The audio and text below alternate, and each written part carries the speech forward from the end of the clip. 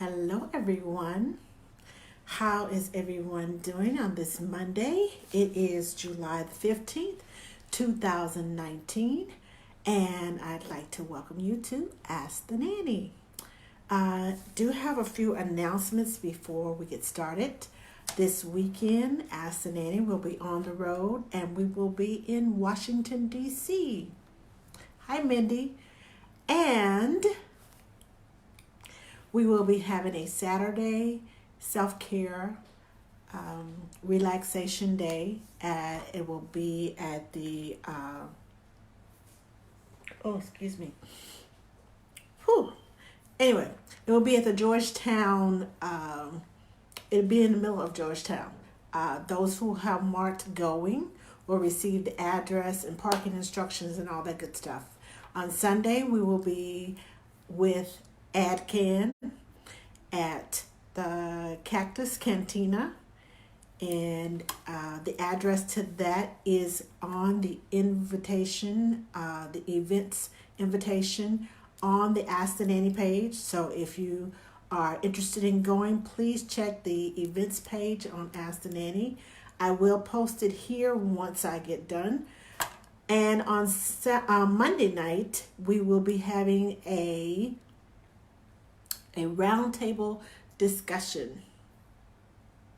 All the nannies who would like to participate, please reply going on the events page again to the Monday Night Live roundtable discussion so that you can receive the address and where we will be, because the hotel where we will be is divided into two sections. One is on 29th Street and one is on 30th Street. So please reply going and we will send you the address so you can come. All right? Okay, so now my next announcement is this cute shirt that I have on. I want to thank Reevie Mitchell for giving it to me at the Houston Nanny meetup, and thank Emily for inviting me to go to the Houston meetup. I love this shirt. I collect this little angel shirt. It's so cute. And my favorite color too is purple. Yes. So, tonight we are talking with Dr. Tonya McDonald from Radiance Pediatrics, and she does house calls. I can't even remember the last time I knew a doctor that did house calls, and she's a pediatric doctor. So, your little ones, make sure you tell your parents, tune in. I'll share this with your friends, share it in your nanny groups. Please share it, because I know sometimes babies, in my opinion, are really too sick to go to the doctor. And the germs that they pick up because their immune systems are already down, the germs that possibly pick up. I'm one that I'm wiping hands and faces and don't touch that toy, and if it falls on the floor, and yeah, that's me. I'm the one that's hysterical and does all that stuff when we go to the doctor's office, even if we go for a well visit. I'm the one. So let me bring Dr. McDonald on and get started. And there she is. Good How evening. are you?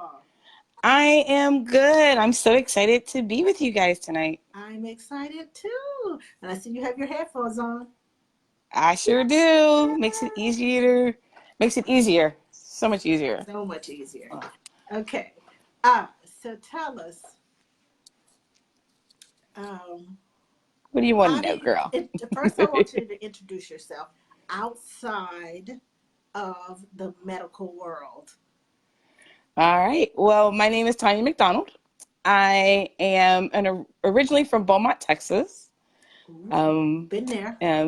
yep. Out on, you know, go big thicket area. And I always tell people, if you haven't been to Beaumont, then your perception of Texas is not complete. Um, it's not. I mean, especially my friends from the north and other places, think all of Texas is, desert and cowboys. And I'm like, yeah, no, we were rice paddies and oil fields growing up. So, Yeah. I went um, to Beaumont Ranch. yes. We Okay. had our family reunion here in Texas last year, and our annual luncheon was at Beaumont Ranch.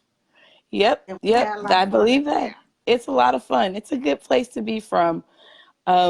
And then as a kid, we lived overseas in Saudi Arabia for 3 years because my dad worked for Mobil, got sent over there, and then ended up on the East Coast after that in Virginia. And now made my way around the country, lived in Boston for medical school, and then ended up actually working for the U.S. Army in Germany for about 9 years as a pediatrician Wow. before coming to Dallas 6 years ago. Um, Okay.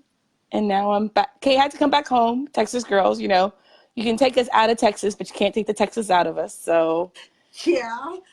I'm a country girl, so I know exactly what you're talking yeah, well, there's country and then there's Texas, and us Texas folk are a little bit proud of our state, just a little, just a little, because just everything's a little. big in Texas. Everything is bigger in Texas, and you either were born here, or you got here as fast as you could. Come on. I must be tardy for the party then. I've only been here for 4.5, almost 5 years. So I think Well, I'm see, kind of tardy for the party. you getting indoctrinated. We get you going. We'll get you in. We'll I'm get you getting there. in. I'm getting there. You got some cowgirl boots? You got some boots? Uh, no. All right, then we'll go fix that. We'll go fix that together. I can take you up, girl. Look, we go up the road. Yeah. We don't have to do expensive ones. I promise you can get really cute ones for less than $100. So Okay. Okay. I know where to Then go. we I have know to where to do go. that. We have to do that. We will. We will. Yes, yes, yes. We have to do that. I got to give me some cow. I can't believe I don't have any. My husband has his favorite pair that find their Yes. way all the way around the house. I'm just like, okay. I mean, And but a I'm good pair of learning one more cowboy boots. time. One No, more no, you aren't. No, you're not. I know what that thread is, but no, you're not. time. He'll just get another pair. This He'll is true. just get another This is pair. true. This is true. But cowgirls can wear boots all year round. So, and we do. And that's the one thing I found out about Texas. Cowboy boots are not the summer here, the heat, it No, yeah, doesn't you wear your boots matter. anyway. It does But wear them with not shorts, wear them with matter. dress, wear them with a skirt, wear them with jeans. You can wear them with anything. I saw a wedding a couple of years Yes. ago, and Mm-hmm. she had on white cowboy boots. You sound I surprised. am. I don't know why though. Yes. Okay, I Emily, I'm will gonna say get a pair. this. Yes, that's what I'm saying, Yes. teacher. In the heat, Yes, in the in heat. the Because a heat. good pair of That's cowboy what boots I'm is saying. leather. It breathes. And I will tell you, they mold to your feet and they are the most comfortable pair of heels you will ever wear. Okay, I'm If you gonna get the trust right you. kind. Okay, You can't get the knockoff cowboy boots. You have to go get legit cowboy boots. so I had to go to what's the name of that place? Uh, Cavenders. Cavenders. Yeah, that You can place. go to Cavenders or you can go to the Mexican cowboy stores um, See, I'm gonna have to up get on with you. Harry up on Harry Hines and get them for a fraction of the cost. Okay, well, I'm gonna have to get with you. We'll talk. We'll talk. We'll talk. Lucretia says, "What brand?" Um, I just go up to the Mexican cowboy store and get them there. I don't even know what brand they You are, just get but what they're you hand. like. I get what I like. I get the color I like. I make sure they fit and they're comfortable when I get them on, and then I break them in. Okay, Hmm. okay. Mine are How long does my it take to break them in? a few wearings, but you don't wear them. It's like any good pair of shoes. You don't go out and wear them the first day for 6 hours. No, You wear them for an hour no, or that is two. true. You wear them for an hour. You let them get stretched because they are leather, and then you wear them again. And before you know it, then you can wear them for hours at a time, and they don't hurt your feet. Okay, Hmm. Hmm. okay. Mine are gray with pink and purple on them. So Oh, I see, I'm I I like telling you. color. I like color. See, I got Yeah, you. like Yeah. Hmm. turquoise and colors, purples and yeah. Okay, so I I digress. know. All right, I know. We're talking about pediatrics, but shoes are an important part okay. of my Okay, but you have just tagged into the fact that shoes are an important part of my life. I like shoes. I like purses. I like shopping. So you asked about the non-medical stuff. So now Okay, you know. okay. Oh, and jewelry. And jewelry. Oh yeah. So you girly girl all the way. Me too. I'm pretty I'm girly girly. tomboy slash girly girl. Yeah. It just Yeah. depends on the day of the week and where I'm going. So Yeah, I won't have a I whole. can do both things. I I'll can be makeup free, but with cute shoes and I, nice necklace. see. See, That's what. that's what we do. I see you. I see your pretty skin. So I didn't mean to Vogue and all that, but okay. Here, Anyway, back to the subject at hand. Okay, subject at hand. so how long have you been practicing medicine? I graduated from Harvard Medical School in 1998. So I have been a doctor for 21 years, Wow. which is crazy because it doesn't feel that long. Oh, wow. But I see 21 you have years? some fans. I do. I have some friends and some fans Okay, around the so world. you all hit the share button down at the bottom of your screen. It should be on like the left hand side. There's a little button that says share. Hit the share button and share with your groups, share with your friends, share on your page. Share, share, share. Sharing is caring. Yes, Yeah. sharing is caring. So But yeah, so 21 years. 21 years you've been practicing. Okay. And what made you Yeah. choose pediatrics over, say, Oh, family that medicine or what? I've wanted. So I decided I was going to be a pediatrician when I was like 8. Wow. So I pretty much knew around somewhere between 6 and 8. There's debate in my family of how old I really was when I decided I was going to be a doctor. But I had my pediatrician in Beaumont was the first Black pediatrician to ever open a practice in town. He Okay. knew my mom. My mom had actually been a high school teacher when he was a high school junior.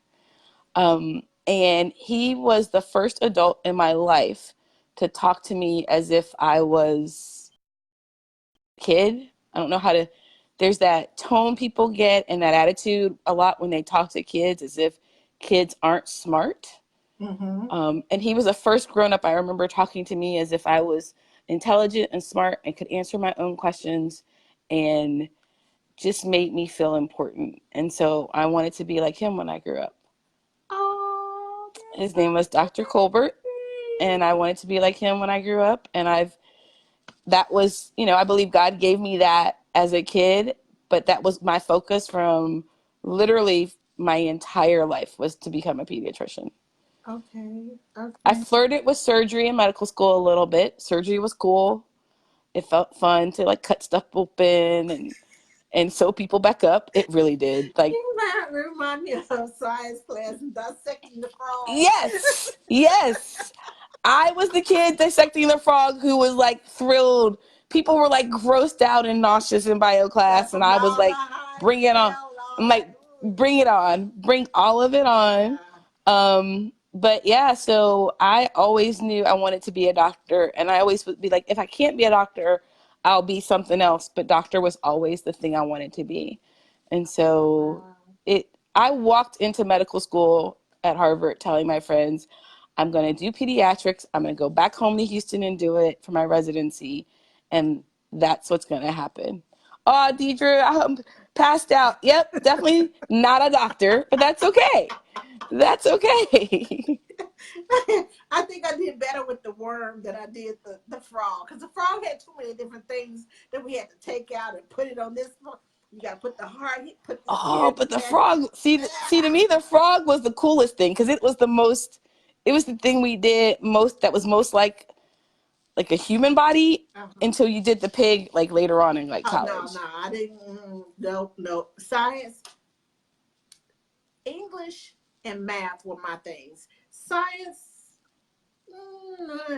mm-mm. I I didn't passed. have a choice. I didn't have a choice about English because my mother was an English teacher. Of course you didn't. Mine were teachers So I didn't too. have You a didn't choice. have a choice. I didn't have a choice. Oh my gosh, Deidre, you went to the hospital in an ambulance. I'm so sorry. You would never have to see a frog again if you don't ever want to. That would be the rule I'd have for her. Oh my gosh. Now that But that yeah, was Okay, that's kind of overwhelming. You went to the hospital. She must have. Yeah. Did you fall and bump your head or something? If you passed out. Well, okay. Anyway, Yeah, they probably did. yeah, Anyway, yeah. Anyway, so you chose to do house calls. Why yes. did you choose to do house calls? So after 20 years of practicing pediatrics in sort of the normal clinic fashions, trying to see 17, 18, 21, 26 kids in a day, I just couldn't keep doing it. I just couldn't. I found myself frustrated and mad and angry. Um, Not at the families, not at the kids, but at the system. And I so wanted to be able to give families time. And so the beautiful gift of house calls is nobody's rushing. We're not rushing at a doctor's Yes, appointment. because I was gonna say you're doing 20 something kids a day. That's just like in and out, in and out, in and That out, in and it out. is exactly Okay, in and you out. have So 15 minutes. Well, if you can't tell me what you you have need in less 15 than minutes. 15 minutes. Think about it. 26 kids in an 8-hour day is Uh, more than, so you literally are looking at 3 to 4 patients an hour. mm, So you're looking at 15 if you're really lucky, but a lot of places you stack them, so it's more like 10 minutes. By the time somebody checks in, gets into the room, gets undressed, they're done. And don't be late. If you're late as a patient, you can basically miss your appointment before the doctor gets in there.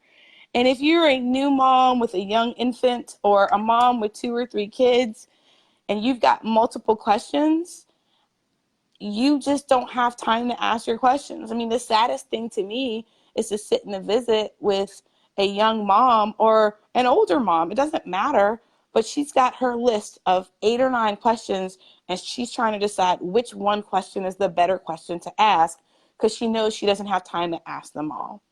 So the gift of doing a well visit at home is actually the primary gift is that I get to go in, we take our time, we're relaxed. My appointments are an hour. My appointments are basically an hour.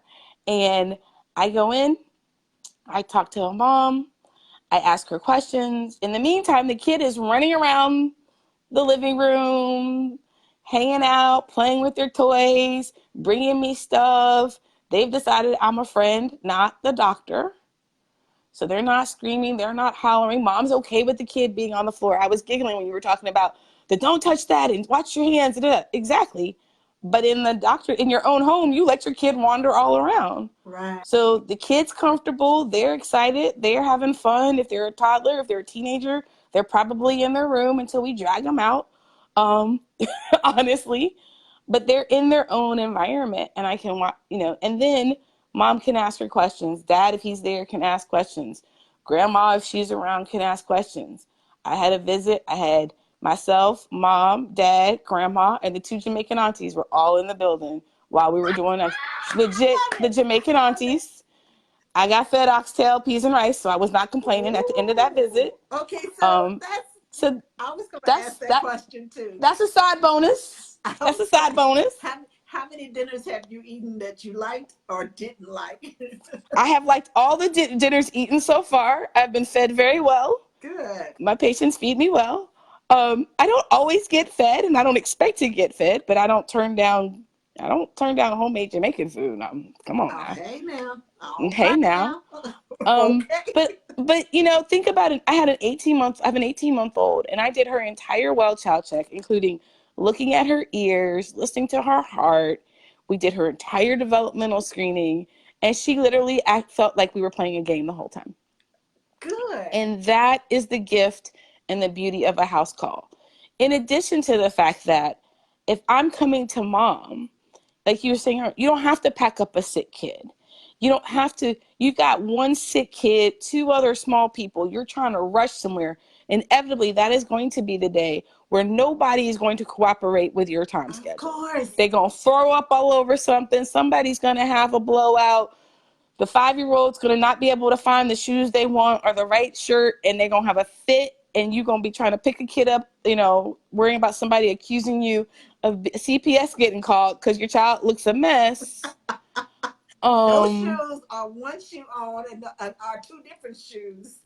Two different shoes, which I have no judgment. When the kids dress themselves, they gonna look crazy. I don't care.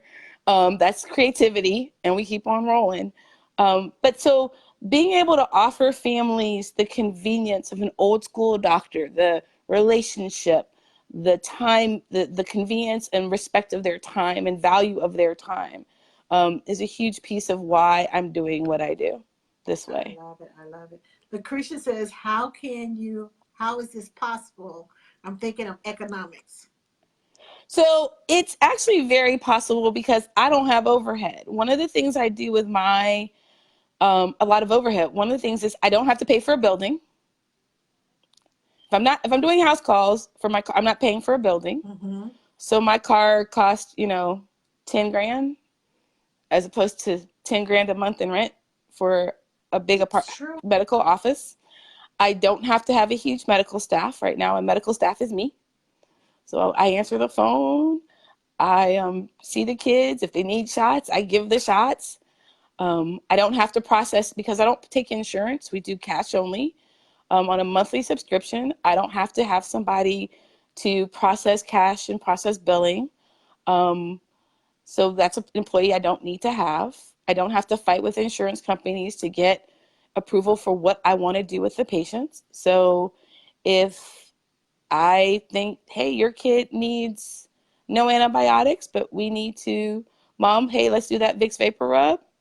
It doesn't cost the parents anymore, and it doesn't pay, it costs the parents the same no matter what. If I come in for an hour, I come in for 15 minutes, or we chat completely on the phone, and I can manage you through phone and texting.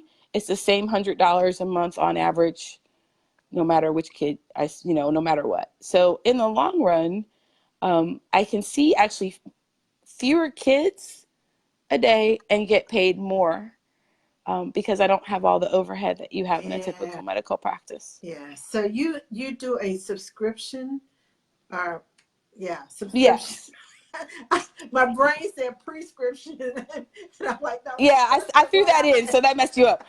So yeah, it's a monthly fee is the way I think of it. So you pay me monthly, and it's right now it's $125 a month for kids 0 to 2 years, and then $100 a month for kids from 3 through 16, and then the 16 and up are $75 a month.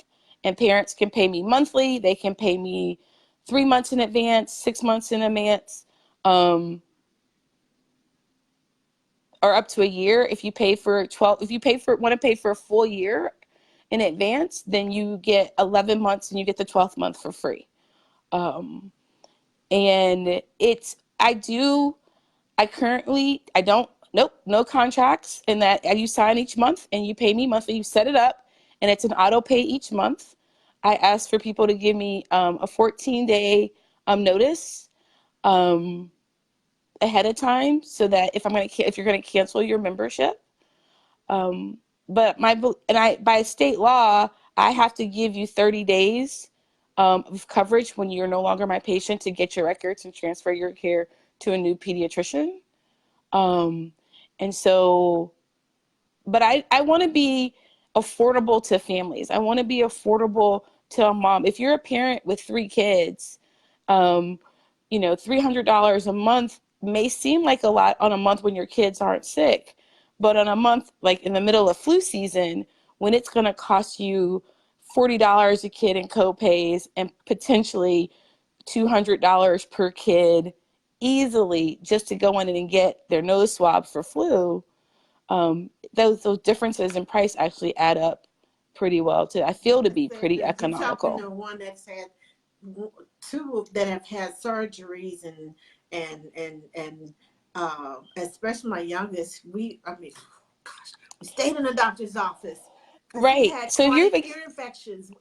those are my kids. See, and honestly, like if you have a kid with asthma or ADHD or a lot of ear infections. You have a kid who's just starting daycare and they're literally getting sick every 3 to 4 Oh my weeks. gosh. You could easily be paying that in think about it, if even if not just in co-pays and doctor's bills, but you're also going to be paying that and lost time at work and lost time um, in your day, because you typically think about it. You wake up in the morning, your kid's eye is red. Oh my gosh, you have pink eye. Now you have to call into work, wait for the doctor's office to open, hopefully get an appointment that day, go in, sit in the lobby for potentially an hour, hour and a half, depending on if you're trying to, they're squeezing you in. Mm-hmm. You go sit in the doctor's office, maybe even up to another 30 minutes. The doctor comes in and goes, yep, pink eye, here's your script, and done. And you spent 5 minutes For 5 hours of waiting. for 5 hours of waiting, whereas my patients literally can, I have use a HIPAA compliant app that they download when they join my practice, Okay. and they can literally send me a text with a picture of their kid's eye. Say, hey doc, his eye is pink this morning. Send me a picture. I can say, okay, send them a list of questions. Does it itch? Does it hurt? How, is it all the questions I need? And then say, oh, yep, it's pink eye. Okay, I'm sending your prescription to your pharmacy electronically. And do you need a note for school? Because I can send that to you through the patient portal. And mom doesn't ever have to come into an office. See, that's like, yeah. Yeah. I'm sitting here thinking, how many times, and I was grateful that we were military at the time. We were going through all that. Mm-hmm. But in the military, it's like, hurry up and wait. Yeah. Oh, yeah. Because you 9 years got with the 50 Army million in Germany. kids I in the know. military on that post, and you're like, okay, so my appointment was at 10, but I was And stacked it's, on top of, and in between, sandwich in between 5 other kids. and let's be honest, we know that in a school, like for instance, you'll get the kid who comes in and they've got the rash in their mouth. The mom's worried. I'm like, mm-hmm. So hand, foot, and mouth has now hit the daycares. Let's go. And so I can pretty much diagnose hand, foot, and mouth from the history and some good pictures inside the kid's mouth, the soles of their hands and feet. Yes, it's hand, foot, and mouth. Yes, you need to stay home. Here's your note for school. Mom, go ahead and call your boss. Tell them the doctor's already assessed your kid. And then the mom can arrange for childcare literally in the morning and still go to work in late in the afternoon, but not have to lose a whole day of work. Or if the kid does need to be examined, but is staying with the nanny or grandma or wherever, I don't go to daycares because I can't do privacy in daycare settings right now. Well, but if a kid's at grandma's house or a babysitter's house, I can go to the babysitter's house and see the kid at the babysitter's house for mom while she doesn't miss her important meeting. And she's That's what I'm that's talking that's about. that's what we do. Yes. That's what we're doing. Man, And, I can't tell and you how that's many kids why. I have taken personally to the doctor because mom had an important meeting or dad had an important meeting, and please go, and tell them this and tell them that. And I can't say that I recognize hand, foot, and mouth. And when you're taking care of a set of twins, I said, don't take one, take both of them, Just take them both. because I can pretty much guarantee you, twins, if I'm putting the same toys in my mouth that my sister or brother put in their Yes. mouth, guess what? I probably got it too. I just hadn't shown the symptoms yet. Strep goes through whole families. Same way. Yeah. Flu, same way. Um, How extreme does the practice? Y'all asking all my questions, but that's okay. that's good. That's what we want. So I don't know about extreme. What I tell people is I do basic general pediatrics and some of the minor urgent care. So I can throw staples in your kid's head if they cut their head open at the playground. I can assess a sprain and put it in an ACE wrap, um, and then let you know if we think we might need to go ahead and get x-rays. One of the things I can do too is, because I'm not affiliated with a local hospital or hospital group, but I'm an independent physician, I can send a referral anywhere and I can write a prescription for you to get an x-ray anywhere. So if I have a family, say, who doesn't have insurance with their kids, I can let them know, hey, if you go over to this radiologist, this is what their cash pay is for an x-ray, and we can get your kid's foot x-rayed. But typically, if I think something is broken on a kid, you're not going to cast it in the first 5 days. You're going to put it in a splint and then wait a week for the swelling to go down. And then you go into the ortho and ortho can cast it.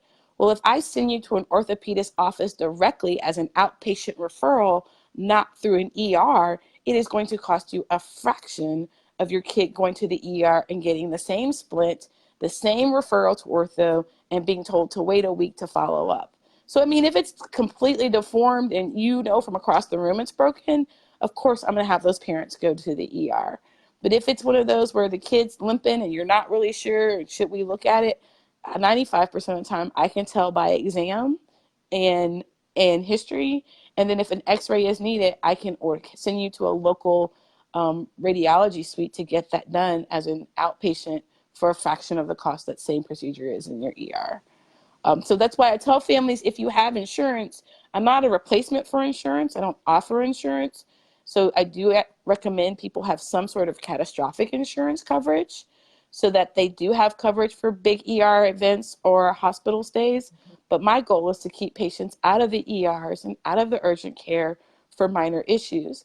If you think your kid has a ruptured eardrum on a Saturday, you don't need to go to the urgent care. You call me and I'll come in and we take a look. And if there's pus, I can clean it out with my little scoop. And if there's a hole in his eardrum, I can write him for antibiotics and send you on your way, because that eardrum will likely close up on its own in 3 days of treatment.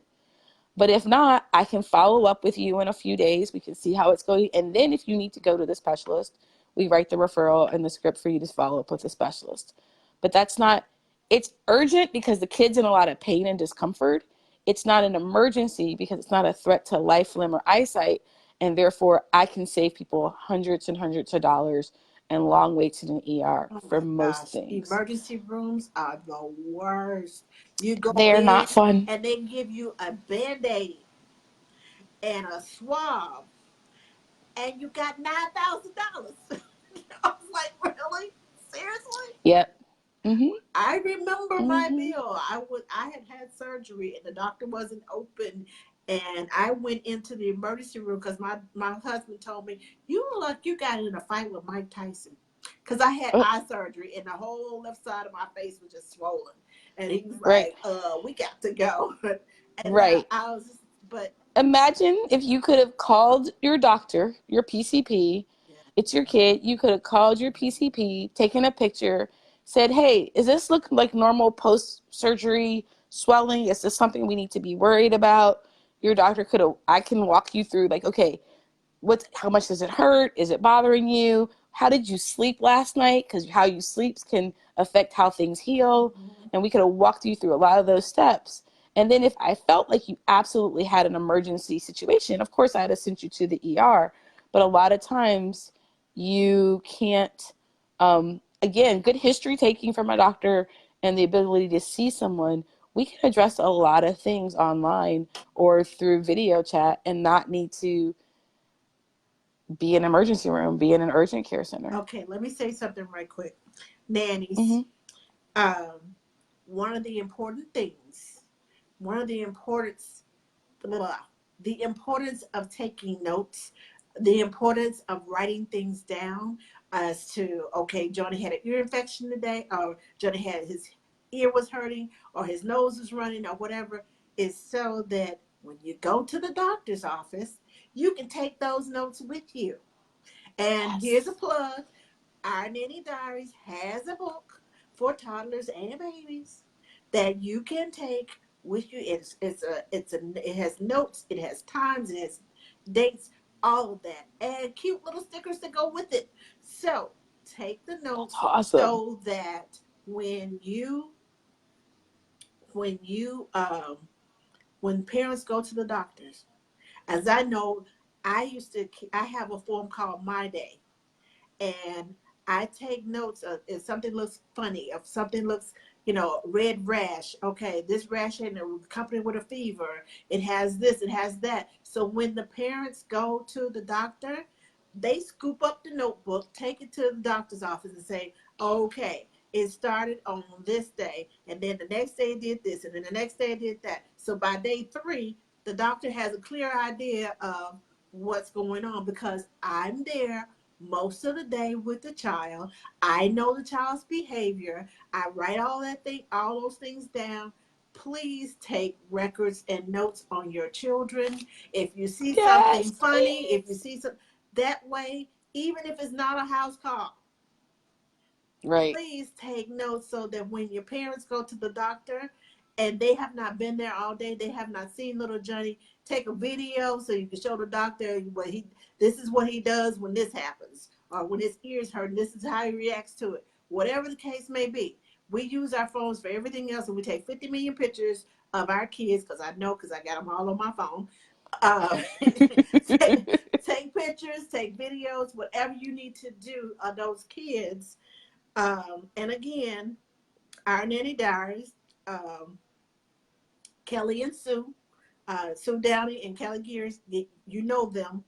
They have purchase one, get Yes. one, write it down, keep a notebook, something. Yes. It's so And I'm important. gonna and I want to plug that, yes, please, especially if they're making a funny noise or something just doesn't look right, get the video because I promise you, when I show up to your house or they come into a doctor's office, they're not gonna do it. That's right. They They're never do it. guaranteed they're not gonna do it. Ever. Um, and they typically, parents will be like, I promise you. I was like, no, they walk in the door, they immediately look better. It's in the kid union contract. They're trying to make everybody look foolish.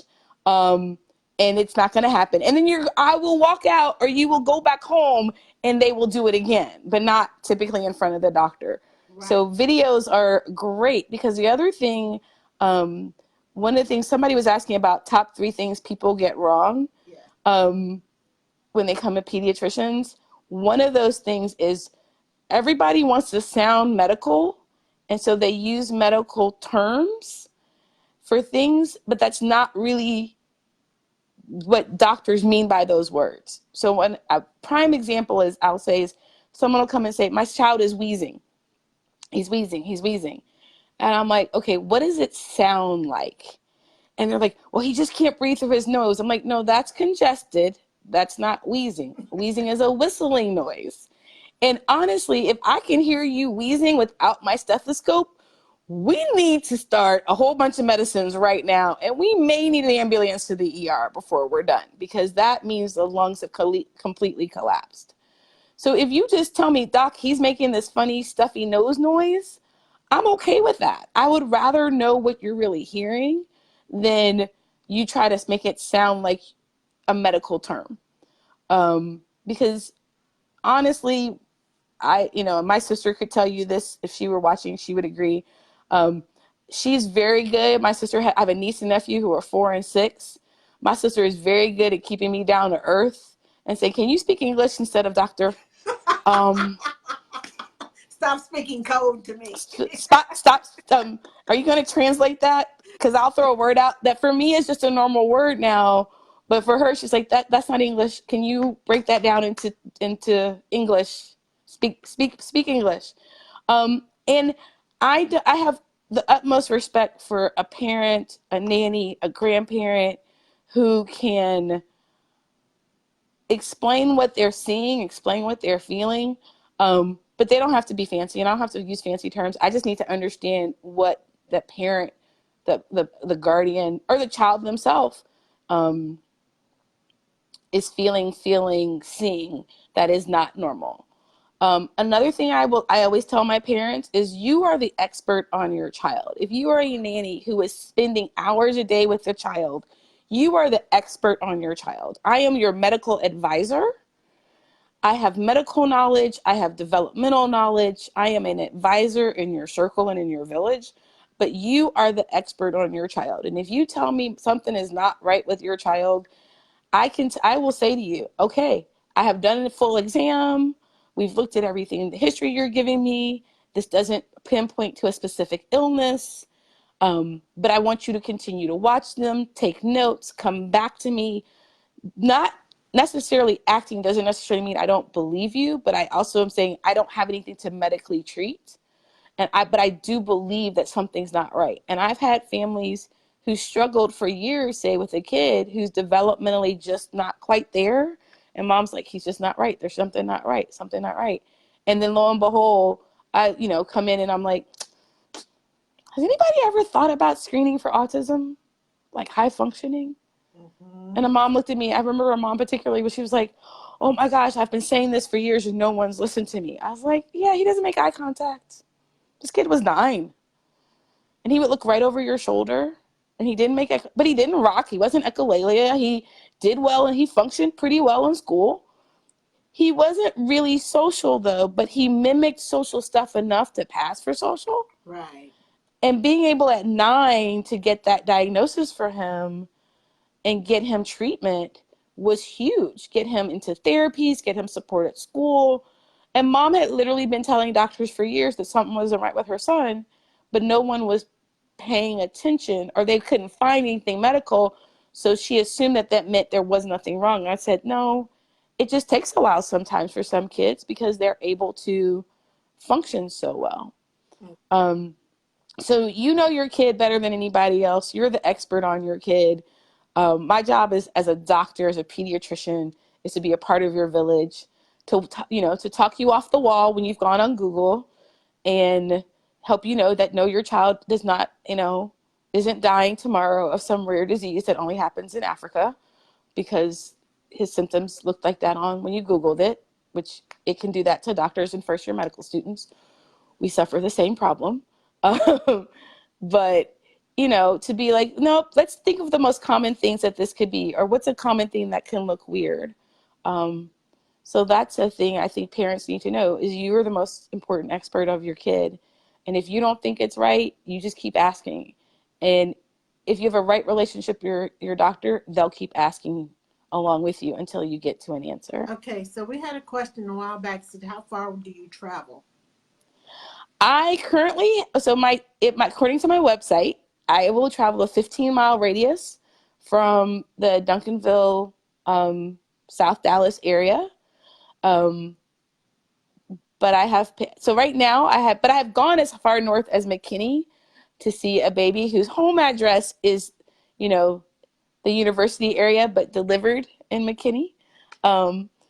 And I actually have a few possibilities. I may start seeing patients up at the Health Collective at Royal and 75, so that families that are farther north, or further east or west, who want to come in and meet me and not pay the extra fees for traveling outside that 15-mile radius, can meet me there because it's just more convenient for them and for me. And I love again, that I'm trying to be place. affordable. That place is I beautiful. know. I love that place. It is I'm getting ready to start with beautiful. my classes there.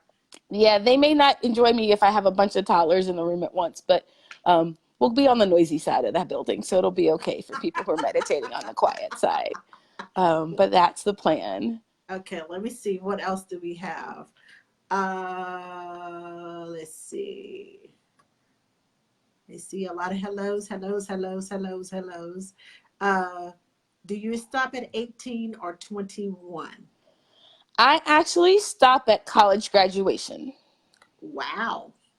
So, since insurances now allow children to be on their parents' policies from birth to 26, and I did do a couple of years of training for adolescent medicine and taking care of teenagers and young adults.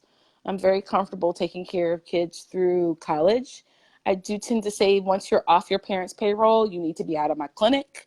Um, Okay. I'm not trying to take care of 30-year-olds. I'm not trying to take care of grown-ups. But, here's the thing, too. Most kids nowadays, after high school, you're going off to college. It's a transition season. They may plug in with a doctor at the student health center, but they're not at school 12 months out of the year. Right. So it's great. You have a doctor from, September to the end of November, beginning December, then you're home for a month. And then you go back again for 3, and then you're home for a month. Or 3 months. And so I'm more than willing to see them through college graduation.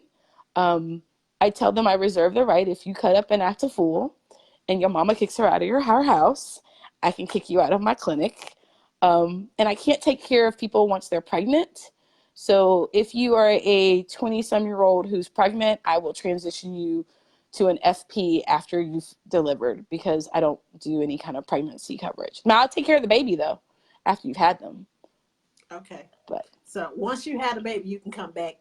Your baby can come back, but your baby can come back, but you as a grown pro can make grown decisions may not. That's not completely true because if I had a young teen mom, I I would was still just take care about of to ask teen that mom and their question. baby. I would still take care of teen mom and Okay. their baby. Okay. Because teenagers are a special group to me. They have my heart. They make some adult decisions, but they're still kids. Right. And a lot of times I think in adult medical practices, because they're medically pretty stable, they kind of just get brushed off as adults. Not all adult practices, I will say. There's some amazing FPs taking care of teenagers out there. But, developmentally, they can be super mature one day and then the next day say something and you're like, wait, hold up, huh? Why do you sound like you're 3 today? And so I 313, not that different Okay. sometimes. So I'm in my 50s, and I sounded like I was kind of 3 or 4 yesterday when Well, I saw yeah, something. I was grown-ups. like, oh my gosh, that's okay. Do I sound like a kid right about now? So that that statement can carry Yes, on over it into. can carry on, but typically once you're 23, 24, I'm like, okay, go find a grown-up doctor. But I also want to help them transition into a good, healthy relationship with an adult doctor so that they can have a relationship with their doctor for long term. One of the gifts of continuity of care and being with the same doctor over time is you're not having to repeat stories. You're not having to reintroduce yourself over and over again. The True. gift is I know you, I know your history, I know your personality, you know my personality. You walk in or I walk into your house and you're having an off day and I can be like, okay, what's really wrong? Because something's not right. You're not your normal cheery self. What else is going on with you? And I know you well enough to be able to say that. And we've built a relationship and a rapport enough that I have the trust and I actually have earned the right to speak into their lives in that way. Um, and sometimes, someone comes in with a runny nose, a cough, and congestion, but we end up talking about the bully at school, or we talk about how hard college is, or we talk about the fear of not getting into college. I spend a lot of time with my teenagers asking about what are you good at? What do you want to do with your life? Not necessarily what job do you want, but what kind of stuff do you want to do for the rest of your life? Who do you want to be?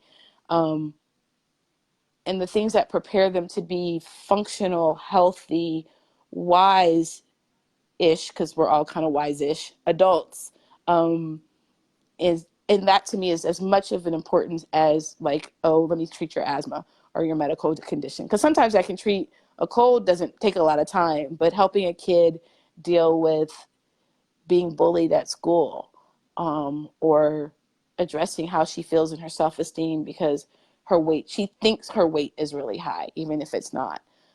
It's much more valuable to me in the long run for their long-term wellness and health than some NyQuil for their cold for 3 days. Okay.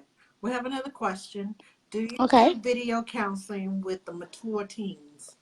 I do. I will do video counseling with mature teens who are part of my panel. I tell parents that I offer my teenagers the same confidentiality that they would have in my office. And teens tend to be more willing to text you stuff than talk to you. And so I do recommend my teens download the app, have the ability to reach out and text me. We can do video chats with them to address issues. And if they need medications, if I feel like they need an SSRI for their anxiety or their depression, I can write those prescriptions. I'll let their parents know. Clearly, their parents are going to know because the parents are going to be the ones picking up those scripts. But I do offer that for my teen patients because they won't necessarily come into your office, Okay. but they will talk to you through video chat or texting. It's amazing what a 14 or 16-year-old will text you that they will not say to your face. And so Oh, that's I one of the know. gifts of being able to doing telehealth. I know. So, I, so I yeah. understand that. Um, we have another question. How do you work with teens or children that may be experiencing depression or anxiety? So there's a lot of different things you can do. There's definitely some questionnaires out there that can be done that help you identify is a kid suffering from anxiety, and what kinds of anxiety are they dealing with? And then depression. There's a questionnaire that pretty much every person does in their doctor's office these days called the PHQ-9. And we start using it at the age of like 12 or 13. And you ask two questions about stress and sadness. And then if you answer yes to those, they ask other questions. And so I give that to all of my teenagers. It's electronic. And so they can fill it out electronically and send it back to me. Um, or if we're doing a video chat, we answer the questions. I actually, if I sit at their house, I literally just turn the laptop to them with the questionnaire. I said, fill out this questionnaire real quick. And then when they turn it back to me, I score it and I will tell them, okay, I think we need to talk about these things. And I'll let mom know, hey, I really need to talk to your teenager alone for a little bit about that, and go off to another room in the house, or maybe sit in the corner in the kitchen, where mom can still see us. So she knows what's going on, but it's a private conversation to sort of identify what's going underneath it. And if it's a fairly milder case of depression or anxiety, I will definitely start coaching with them on some of the sort of non-medical treatments, non-medication treatments you can do, relaxation, sleep hygiene, which is huge for both of those things. Run vitamin D levels to look at whether or not vitamin D is a factor in depression. And if they're vitamin D deficient, get them on a vitamin D supplement, which can help a lot with mood stability. And then if they really need true, I feel like they are beyond just my level of doctoring counseling, and they might benefit from a psychologist. Um, I then can recommend there's several local psychologists who see teens on a cash basis, as opposed to going through insurances, to get plugged into. And I actually have another pediatrician here in Texas. She's opening her own practice that does mostly video chat, and she's in San Antonio, and she'll do all telepsych with teenagers. So if they're in the state of Texas, they can see her, and do their telepsych stuff with her, from anywhere in the state of Texas. She can take care of them in San Antonio, and she does hers on a monthly basis. So her office is $150 a month for telehealth services, and they can have up to unlimited video counseling sessions with her. So I have different options depending on what the severity, I think, of care a kid needs. Now, clearly, if a child is suicidal, homicidal, a danger to themselves or others, then that's going to require me reporting them, getting them involved with a mental health counselor, getting their families to get them to one of the local psych hospitals to get checked in, get checked out, get stabilized, and then start a regimen. But that's not very typical, actually. And a lot of the depression, anxiety in kids, when you start digging into it, it has a lot to do more with social routine, having a safe person to talk to, um, all the self-esteem stuff that we women and men now as adults in us in this generation are starting to be so self-aware of, starts in those younger ages. And so sometimes something as simple as, can you please do no set screen, all screens off by 9 o'clock, and get in your bed at 10 with the lights off every night, no matter what, and get a full 8 to 10 hours of sleep a day, can make a huge difference in somebody's mood, their attention, and their Well, focus. I'm here to tell you, as a newborn care specialist, yes, ma'am, sleep is important. Yes, Sleep ma'am. hygiene. It Sleep is so hygiene is important. Oh my huge gosh. The for mood that everybody you at every have, age. if you are sleep deprived, it is so, you know, you feel yourself going like this, and you don't know why you're going like this. It's because your body's saying, shut it down. I can't Yes, take anymore. yes, Just shut it yes, down. Or if your eyes are, bugged out, or you feel this all of a sudden you're just tired and just overwhelmed. Guess what? Shut it down. You need exactly. that. You know, I heard a wise person say, never make an emotional or long term decision when you're hungry, angry, lonely, or tired. And those are all very, very true things. And in our busy, busy world and our go, go, go mindset, our overstimulation with all the screen time and the rush that we do, we are not our kids have not learned really well how to stop and assess. Okay, what am I really feeling? Am I hungry? No. Okay, am I tired? Do I need to rest? And that it's okay to say, I need to go to sleep early. I need to take a nap. I mean, a 5-year-old's never going to volunteer to take a nap, but that's when you put them in a car and you drive them around and let them crash in the car and then you just do other errands.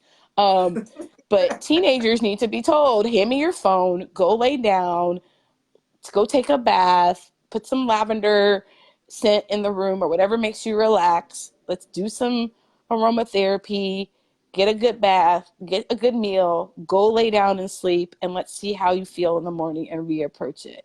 Um, they need to, so it's important. It's a lot of things, but that's the gift of this model is there's no way I can have that conversation in a typical 15-minute doctor's appointment, but at your home talking about, what's going on. I loved when you were talking about the notebook. I was over here cheering because one of my favorite house calls so far, I went into a home. They have 3 teenagers.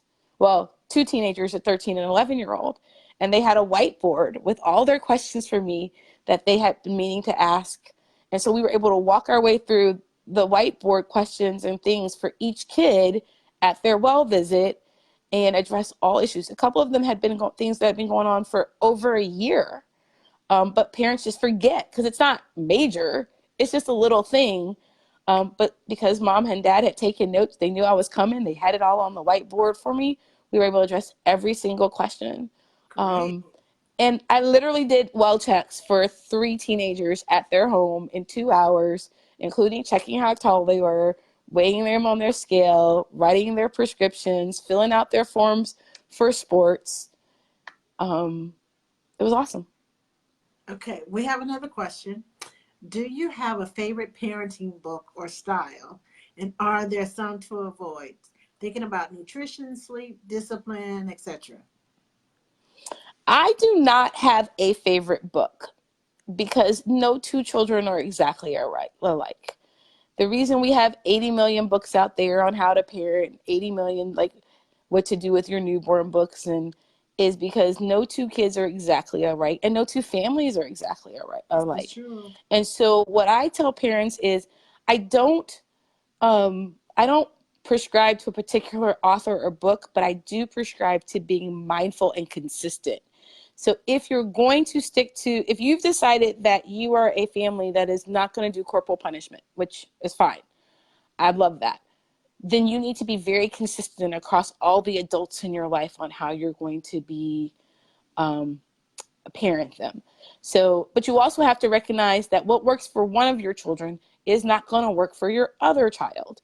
If you have a child who always wants to be in the middle of everything that's going on, back in the day called the nosy child, which I might have been, then you send them to a room away from everybody as punishment. And that is devastating, right? To be alone in a corner away from everybody and missing out on something evil. That'll correct them. You have a kid who's a loner, you're sending him into something that he absolutely wants. He's going to keep acting. You're going to reinforce bad behavior because his punishment gives him what he wants. So you need to know your kid's personality, and so that you can then know how to best punish, discipline your child. I prefer the word discipline than punish because punishment has a harsh tone to it. Yeah. Discipline is about redirecting and correcting them. Um, so, you need to know, but you've got to be consistent. Dad needs to do it the same way. Nanny needs to do it the same way. Aunt so-and-so, when they spend the night with her, needs to do it the same way. And as a parent, it's important for parents to say, this is how we're going to raise our children. And if you're not in agreement with us on that, then you may not be somebody that our kids get to spend long periods of time with. Yeah, grandmas are famous. Yeah. Okay. Grandmas are a whole. That's a Y'all know. whole Y'all other have a. book. Y'all. Yeah. That's a whole different level of crazy. You become a I grandparent. know, You because I'm lose a your grandma. mind. Yeah. You lost your mind and let your grandchildren do something that your children never got to Well, do. see, as a nanny, Mm-hmm. uh, Mm-hmm. Clean that up. my grandchildren do a lot of things. I do a lot of things extra with them, but I am, like you said, I do discipline, and I know what works with what child. what you have to know your child to know what discipline works with what child, and Right. not feed into that. Oh, that's what I wanted to do anyway. Thank you very much. You know, Yes. I heard one of my grandchildren tell me that. I was like, come here. Exactly. I was Exactly. like, you gonna make me lose Exactly. my mind right now. Grandparents, we love grandparents. I love grandparents, but one of the fun things as a pediatrician, I tell my young parents, especially my first time parents with itty bitty babies, and I'm like, you're getting five different people giving you five different levels of advice. And none of it seems, if it doesn't line up with what you have decided to do as your family, we'll talk about it. We'll be in agreement. And then you just let grandmama know, well, Dr. McDonald said, and keep on going. Because it can be very confusing and very overwhelming for a young family. She's mom is sleep deprived. She's breastfeeding. She's sleep deprived. She hasn't had a good night's sleep since she was about 3 months pregnant anyway. And then she's got three different people telling her three different ways to do the same thing. And she just wants to do the best by her baby. Um, but so I tend to be, I let my parents use me as their scapegoat when they need to be able to develop their consistency as a couple.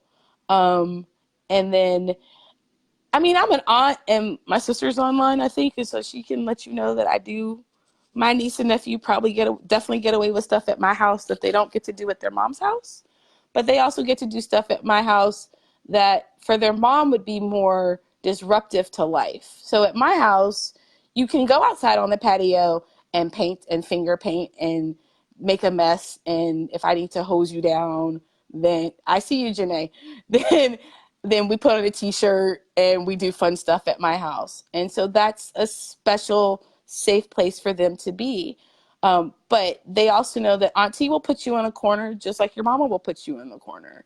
And you don't get to watch shows at my house if you don't get to watch them at your house. You also probably don't get to watch TV at my house much anyway because we do other things. Yeah, Um, if you are mean to your brother, you gonna lose privileges. I will take treats away. Um, and missing a peanut butter cup can be really hard when you're a kid. Um, so, as an but I adult, I definitely, love yes, I, them. yeah, Yes. yeah. But so it's their grandparents and aunts and others, especially who aren't a part of the everyday disciplining of a child, can be a huge part of the village. They're a huge part of helping parents. You can spoil them a little bit, but also make sure that the rules are in place so that when they go back home, they haven't completely lost their minds and their parents are having to retrain them after you do that, which has very little to do with what I do as a pediatrician, but is something that I pass on to as a pediatrician. I talk to my parents about that. I talk to them about taking date nights as a couple and starting very young to give others a chance to watch their child for an hour, hour and a half, so that they develop that habit and develop that village of people they know will follow their rules. So when they need someone to watch their kids overnight, they have someone to do that for them. I have one thing to say. I was at home with my middle son Mhm. until the only people that took care of him was grandma that he knew, and me. He was very sickly as a young child, and so I was that hover mom because Mhm. he lost half of his body weight at 6 weeks. He had, and all of a sudden he just started just reflux, just, Uh. and half of his body weight. We in and out of the hospital for 4 weeks. So I became that hover mom, and and he has allergies, and the list goes on and on. But Mhm. I, at 18 months old, I left him with the neighbor that I knew. He cried for 4 hours. Uh huh. And when I tell you, he was not happy. When I came to get him, he it was like he came to me, but he looked at me like, "How dare you leave me? Don't you ever do this again?" Even though he didn't have the words for it, the look that he Right. gave me was like, "Don't you Yeah. ever leave me here again." And I know Mhm. that I know that he was safe. I know that there was nothing wrong, but the look of an 18-month-old that says, "I love Mhm. you, but mama, don't you do this to me no more." Mhm. So And yeah. it's important for the kid to learn that they have other people they can be safe with. And it's important for a parent to learn that you have people that you can safely leave your children with. And it definitely helps decrease some of that separation anxiety when they get older. So there's a lot. There's a lot of things that I have 18 years of practice, well, 20 now, 21 years of pediatrics. There's a lot that I've experienced. There's a lot that I've seen. There's a lot that I have to share with families. And when I get to come to your house and we can do this over visits, especially starting as a newborn, and I'm there and I have the time, I can drop little bits of knowledge each visit. I'm not trying to write a book or trying to tell you a book's worth of information in one visit because you're not going to process that. Um, but I can kind of address things. And also I can say, oh, I see this is, okay, we're a 4-month old. We're starting to roll over. Okay, this is the next phase. These are things to look for. Oh, look at your 18-month-old who can climb up those stairs. All right, so where's the guard? Do we have a gate on the steps? And, how do we maneuver the steps if we don't have a gate or, it's just one step?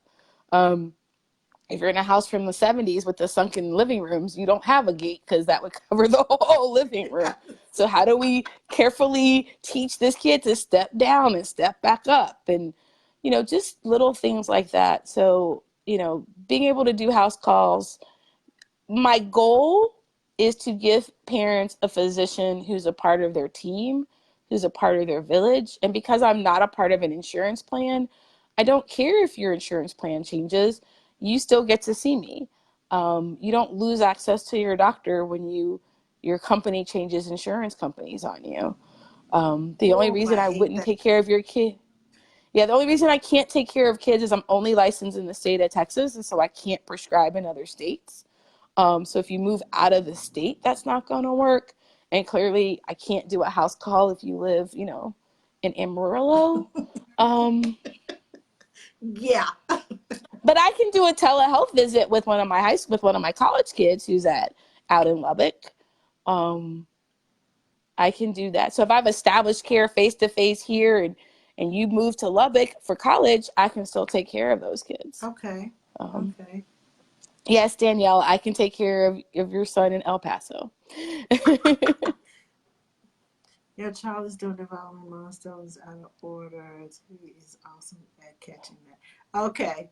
Developmental milestones out of order. Oh, I've what child most children do. Most children do them out of order, but some children do them. The out of order is enough for me to be concerned. I'm like, okay, we're missing whole steps. Yeah. This may be a concern for a sensory integration problem, or we may have some processing disorder. And so those are the things that I try to pay attention to because they're subtle. But if we get kids in therapies early, OT, PT, speech therapy, we can really help them not lose progress academically and functionally. See, So, that's what I love because I'm certified in special education. So mm-hmm. those milestones, I go looking for them. Oh It's yeah, the little things, and I'll tug this way and I pull that way, and turn your head this way and turn your head that way. I'm looking for certain things. Do the little bicycle with the legs and see the reflexes and all this other stuff. And I had a parent say, "What are you doing?" I oh said, yeah, "I'm checking your child to make sure that everything is in place, intact, it moves properly, so that when they start doing all these extra things, that we are developmentally not developmentally delayed, that everything is being done during the day. Because I work overnight now, mm-hmm. I ask parents, so are they doing this when they get to a certain age? Number of weeks, are they doing this? Have they started doing this? Have they started doing this? And they're like, no, not that I know of. Have you asked your nanny? Does your nanny work with Mm-hmm. them on this? Does the nanny do this? Does the nanny do that? And which is one of the reasons why I have the meetups, the Sunday socials, so that nannies and night nannies and newborn care specialists and doulas and everybody can communicate with one another so that we Right. can make a well-rounded child. And if we're all Yes. communicating and we're all on the same page, instead of me telling you, no, he don't need to be doing that yet. He fine. And but Yeah, he does need to be doing that. Matter of fact, he needs to be doing this plus this and this and this. That So, right, and then the parent right. who's brand new at being a parent is like, well, who do I believe? Who do I trust? Uh, okay, so she's here during the day, but you're telling me she needs to do that at night, and we need to get on the same page, have the same Yes, dialogue yes, as yes. and including the pediatrician, Right. because I've been to pediatricians, and as a nanny taking the child to the pediatrician, it's not my place to say, "Are you kidding me?" So I'm like, okay, and See, then and I I'll would be ask run a with I'd question. be reading you and being like, okay, what don't you like about that answer? Let's go. Well, and I think it's important. Like if you're the nanny who's with the child most of the time, that's the person who I want doing that developmental screening. I've literally had moms, I've sent moms back home. I said, I need you to take this over to daycare where your kid goes and have his teacher fill this out. Mhm. I said, because you're not aware of things. Your kid's asleep most of the time when you're with him and you're not paying attention. And I need the person who really sees him daily to know for sure because this is that important to me. Um, so I've sent ASQs to daycares for Yeah, teachers to fill yeah. out and child care workers to fill out I because love it those is that ages and vital. stages. Those, Yeah, those those questionnaires. the 60 questions every time. But Yeah, there's such an important 60 questions. So, because but there's a lot. I had a child. Can they put a Cheerio in the bottle? I don't know. We've never Well, let's tried try. that. Well, let's try. Let's That's go what I'm do some saying. fun. Let's do that. Play So, with food. you Turn know, off the TV. yes. So, I used to work at Early Head Start, and Hmm. it's like, okay, you got one at 2 months, you got one at 6 months, you got one at Oh yeah. 8 months, at Literally every 12 months. 2 months for like the first Yes, 20 months of their life or yes, you something. got ages and stages that you have to fill out. And if mom and dad come in and say, well, I don't know, they don't fill it out. So I'm sitting in the classroom during nap time, got the child up from nap. Okay, come here, baby. Let's do this. Okay, let me see if you can do that. Okay, can you put that in there? Can you do this? And okay, now you can go back to your cot now. Because if Because mom it's and dad are not filling it out, and I know that we have not, and I try to take those and try to do activities based around those ages and stages. So when they come in and they say, well, so he's not doing it. Oh, yes, he is. In my class, he is. yes. Exactly. But also, it's the importance of play. Our culture has gotten so very focused on STEM and STEAM. And don't get me wrong, clearly I'm a doctor. I like science. But academics and learning, that people forget that kids learn through play. Yes. They learn through trial and error. They need to fall and get back up. They need to try something and mess it up and try again. And it's hard if a kid's natural personality is to be a perfectionist and so they say I can't do it and they walk away and they don't want to try again.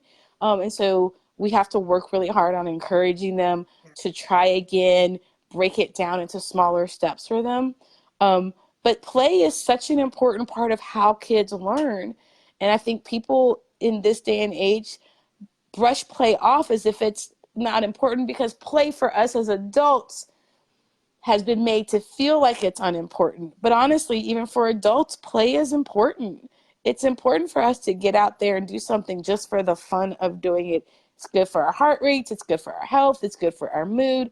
And for a kid, it's how they're exploring their world. And so I think a lot of times parents, it's easier and more convenient to put your kid in front of a screen and have them be quiet than have them ask you 25 questions in like a 30-minute period.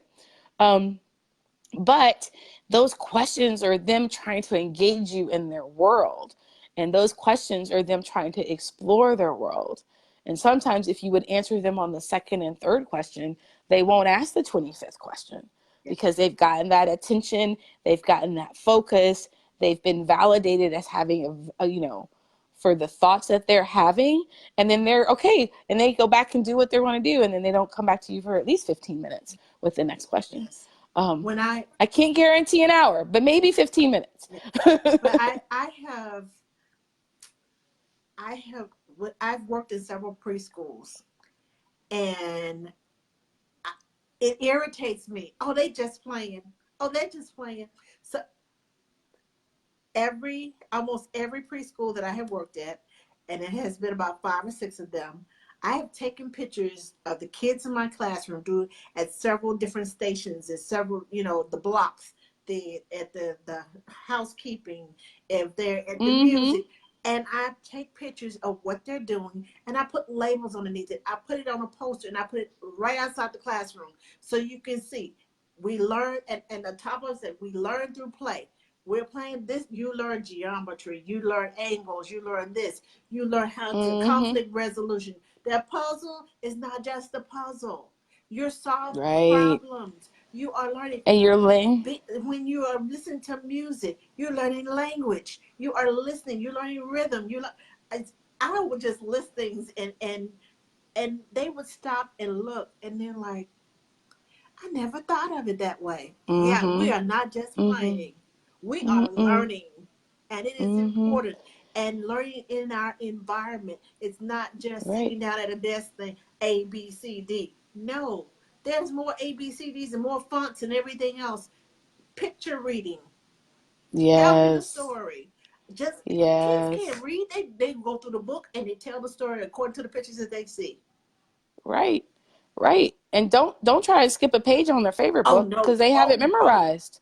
You But they skipped the learn part. rhyme. They learn rhyme. They learn rhythm. Like you said, there's so much to be learned, Yes. and there's so many things that they do, and it's so important. And these are things that what I find in our current culture is people are surprised when I, as a doctor, address these issues because they don't think of it as medicine.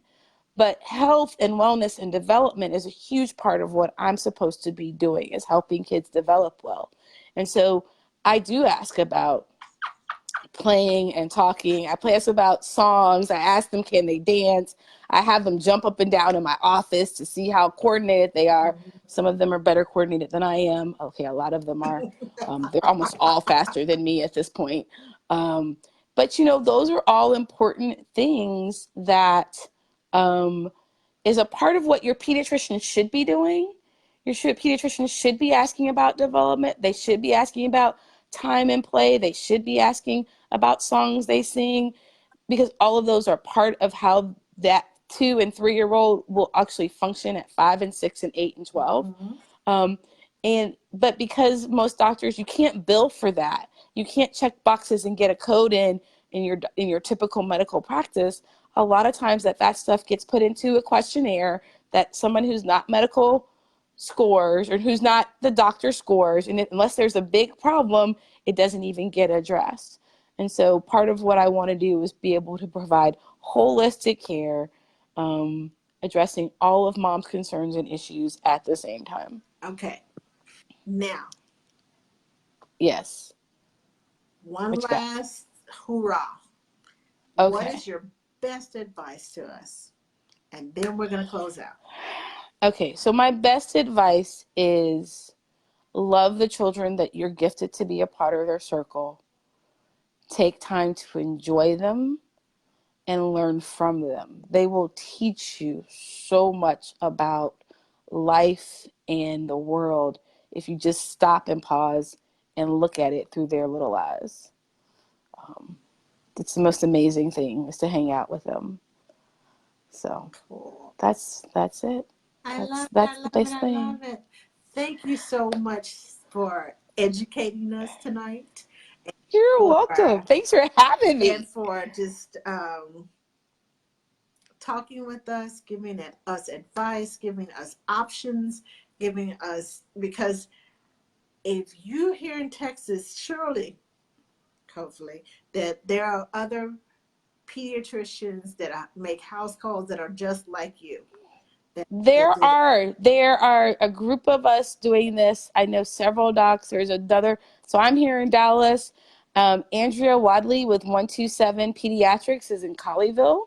So for our Fort Worth nannies and sisters, they need to check her out. There is Catherine Esperanza has Concierge Pediatrics of Houston. I think they do some house calls. I definitely know they do extended visits. So her visits with her patients are an hour or so, and they're a monthly subscription as well.